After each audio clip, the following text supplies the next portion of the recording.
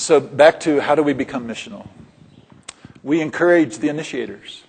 We create an atmosphere of vision. We don't demand or pressure people. We just tell the stories. What is God doing? What are you excited about? We have a team of 20, at least 2 times a month. I'm gathering people and saying, what's in your heart? What have you enjoyed? What are you doing that's just turning you on and you're seeing changes in people's lives? So we create an atmosphere of storytelling that's vision rich. And what I'm trying to say by that is, this is what we're about. And I want everybody to kind of connect with that and catch that vision. And we're saying this is who we are. So we don't encourage people to join us who don't share that. This is who we are. This is where we're going. So if you're trying to get that into a community that already exists, tell stories, encourage faith, encourage vision. Here's one of the ways I do it. I love to do this. It's so much fun. What's your passions? If you're in your heart of hearts, you can do anything you want to do. If you had a blank piece of paper and God said, God the Father, I endorse this, at the bottom, and you could fill it all in, what would you put? And I say, well, then why don't you do that for the glory of God? Be yourself, but live out of who you are in honor and submission for God. So I'm encouraging people to activate their passions and their dreams. So, for example, when they come to us, I just say to them, what makes you excited? What do you enjoy doing? What is life-giving to you? You like art? Awesome. How do you think your art could connect to people?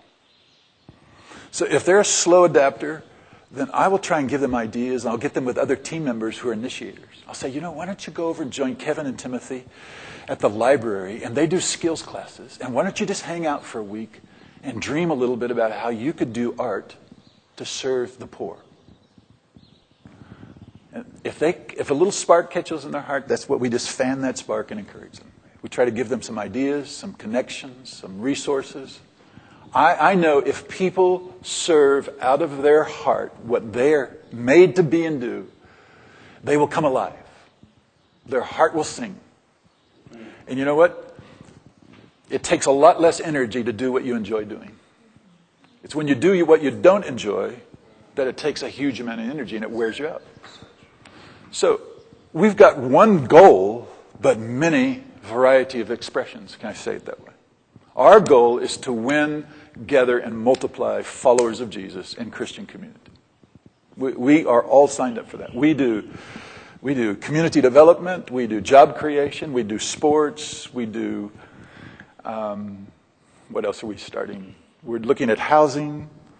We're doing computer skills classes. We're doing, we just do all kinds of stuff. And I just encourage people. My job is I get to be the encourager, running around saying, well, that's awesome. Hey, Lance, fantastic. You met so-and-so. I'm not doing very good. Oh, you met so-and-so. You met so-and-so. That's great, man. Keep going. Just stir up your heart. Dream.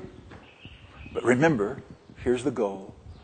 Find people, get involved in their lives, share Jesus with them, and believe that people are going to come to faith in Christ, and then get them together with other people that you're meeting. So I give them permission to live out of their heart, but direction with how to do that we're all on the same page. Does that make sense?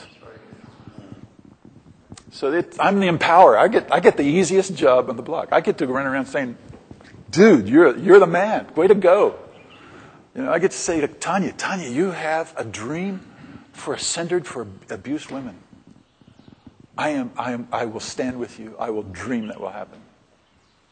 That would be so great. Sherry's working with children. She's connecting with single girls.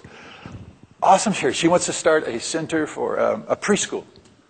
So I'm just like cheering her on. And how can we do it? And I say, hey, have you talked to so-and-so? Maybe they could be a help to you. And some guy comes along and he wants to invest money. I say, hey, what about Sherry? So leaders, I think, who become fathers are not about their own visions. They're about raising up other people. But what we can do is give direction to all of that. So I remind people, we advance the kingdom by bringing people to faith in Christ, gathering them together in simple little ways. Over coffee, around food, At the basketball practice, on the soccer field, we gather them together. It doesn't have to be Sunday, any day of the week. Those we meet and we've prayed for and that we're discipling, we start gathering them. And we help them to grow to the place where they come in faith in Christ. And then we look for the ones who are leaders and we nurture them along. So anyway, back to your question is, lots of storytelling, lots of testimonies, encourage people to live out of their hearts and cast the vision for where this is all going. So people paint a picture of the future so they can see how it works. So every once in a while, once a month, I'll say, you know what I'm dreaming about?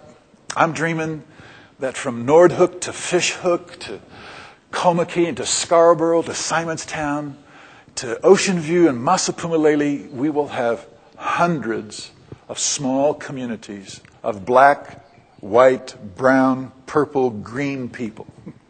All races, all colors. And we'll be in our communities and we'll be growing in Christ and we'll come together for celebrations and we'll celebrate in the different music and culture. And we will do that, every month or so often. And meanwhile, we'll just serve and bless and encourage people to grow. And we're going to make a difference. We're going to change Masapumalele. That's that kind of stuff.